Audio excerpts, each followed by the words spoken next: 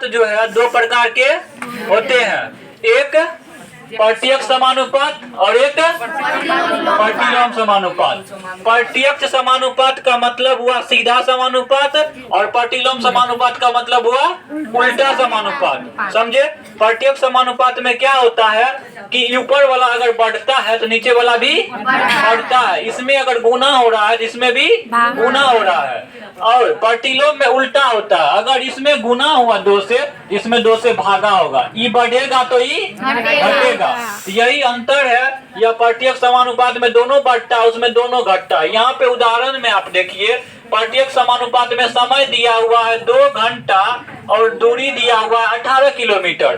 तो 2 घंटा में अगर 18 किलोमीटर जाता है तो उसके स्थान पे अगर हम 3 घंटा 4 घंटा कर दे तो यहाँ किलोमीटर भी बढ़ेगा, दूरी भी बढ़ेगा, यानी ऊपर वाला को बढ़ाए तो नीचे वाला भी बढ़ेगा। यही प्रत्यक्ष समानुपात है। प्रतिलोम में देखिए चाल और समय यानी स्पीड, चाल है 40 किलोमीटर प्रति घंटा तो इसको समय लग रहा है 2 घंटा। अगर स्पीड को हम लोग बढ़ा के 80 किलोमीटर प्रति घंटा कर दे तो इसको 1 घंटा समय लगेगा। यानी कि ऊपर में अगर चाल बढ़ा तो समय घटा, 1 बढ़ा तो 1 घटा। यही है प्रतिलोम समानुपात।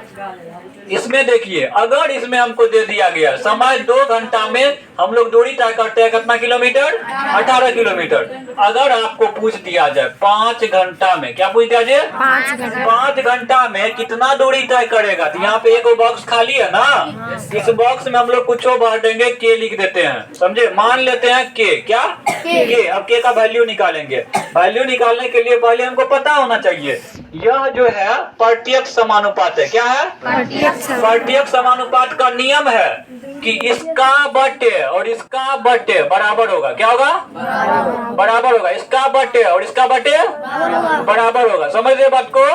इसका बटे और इसका बटे बराबर होगा, भागा बराबर होगा। प्रत्यक्ष समानुपात में भागा बराबर होता है। यहाँ पे हम लोग लिखेंगे 2 बटे 18 बराबर में 5 बटे के, दोनों का भागा होना चाहिए बराबर, क्योंकि यह प्रत्यक्ष समानुपात में है। अब हम लोग मान निकालेंगे।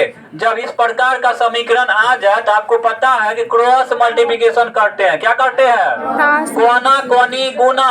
2 को गुना करेंगे के से तो कितना होगा? 2 के बराबर में यहाँ पे 18 को गुना करेंगे 5 से, कितना होगा? बताइए, 90 होगा। तो अब जो है के का मान निकालेंगे तो 2 को भगाएंगे, 2 इसमें गुना में है ना, इधर जाएगा तो भागा में। तो अगर 90 में 2 से भागा दे दिया जाए तो कितना आंसर होगा? 45। कौन चीज में होगा 45? किलोमीटर में। किसमें होगा?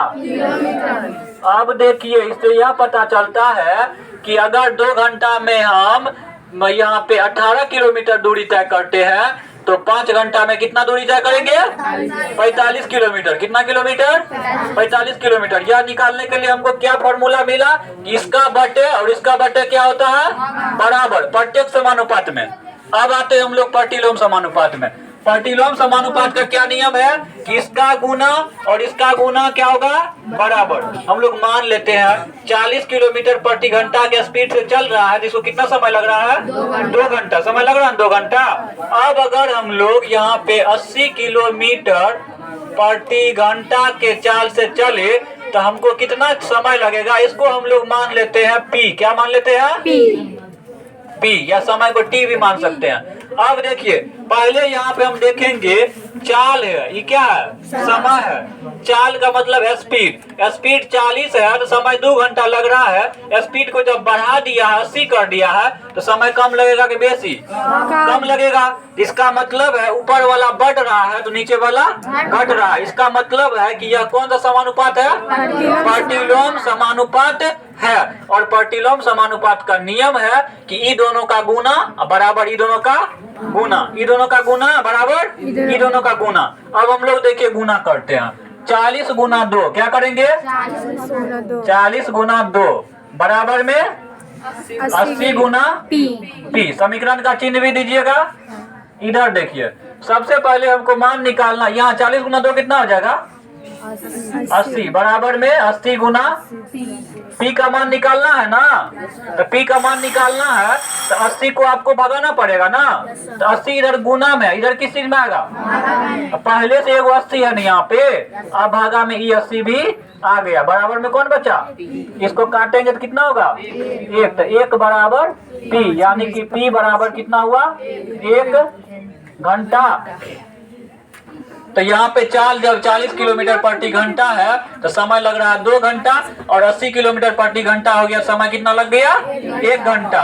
तो अब देखिए, हमको पहले यही पता करना है कि समानुपात कौन सा है, प्रत्यक्ष या प्रतिलोम, प्रत्यक्ष या प्रतिलोम। अब देखिए, प्रत्यक्ष है तो ऊपर वाला बढ़ेगा तो नीचे वाला भी बढ़ेगा, और प्रतिलोम है तो ऊपर वाला बढ़ेगा तो नीचे वाला घटेगा। समझे? एक बढ़ेगा तो एक घटेगा, या एक घटेगा तो एक बढ़ेगा। प्रत्यक्ष का नियम है कि दोनों का भागा बराबर होता है। भागा क्या होता है? इसका बटे इसका 2/18 बराबर 5/K। इसका नियम प्रतिलोम में क्या नियम है? दोनों का गुना बराबर होता है। 40 गुना 2 बराबर 80 गुना P, दोनों का गुना बराबर होगा ना यहाँ पे। तो यही है प्रत्यक्ष और प्रतिलोम। दोनों का पहचानने के लिए सीखिए आप, और दोनों को बनाने के लिए सीखिए। पहचानने का नियम यही है कि अगर ऊपर बढ़ रहा है और नीचे भी बढ़ रहा है तो प्रत्यक्ष, या ऊपर घट रहा है नीचे भी घट रहा है तो प्रत्यक्ष, ऊपर बढ़ रहा है नीचे घट गया तो प्रतिलोम। समझे? ऊपर जो है घट रहा है और नीचे बढ़ गया तो प्रतिलोम। यही पहचानने का नियम। बनाने का नियम, प्रत्यक्ष है तो बटे बराबर होगा, बटे बराबर होगा, भागा देके बराबर में लिखेंगे। अगर प्रतिलोम है तो गुना बराबर होगा, गुना करके बराबर में लिखेंगे। लिखिए इसको।